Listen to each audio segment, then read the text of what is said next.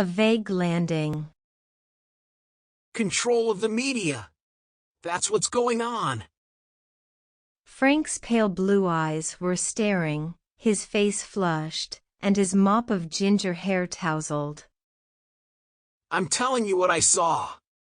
There were a couple of hundred others, at least. They saw it too. Calm down, darling. I'm not saying I don't believe you. It's just... I had to admit Frank had been less than truthful when we were courting. He'd told a few porkies then, bigging himself up to impress me. Still, that was 10 years ago. Now he'd come home in a state, claiming he'd seen a UFO land in Regent's Park, for heaven's sake.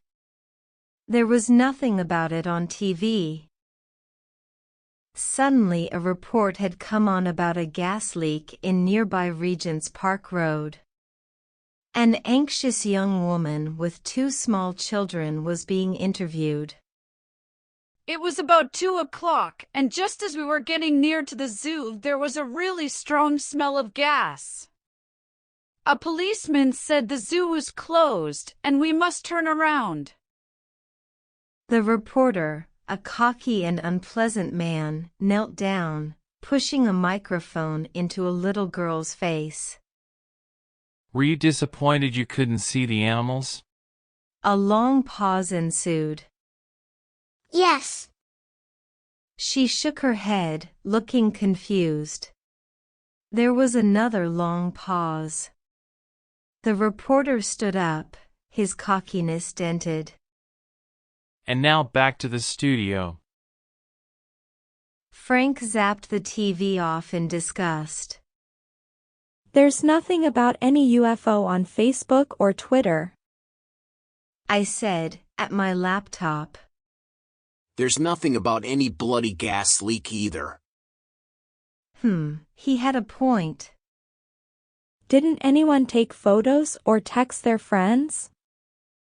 No, there was some kind of force field. Nothing worked. I turned the TV on again. There was a distant shot of a row of gas and police vehicles. Then talk of the park being closed tomorrow for filming. Something to do with Steven Spielberg. The phone rang. Frank snatched it up. Colin, thank God. I hoped you might have been there. No, I never saw any aliens. Put them in a police van? What did they look like?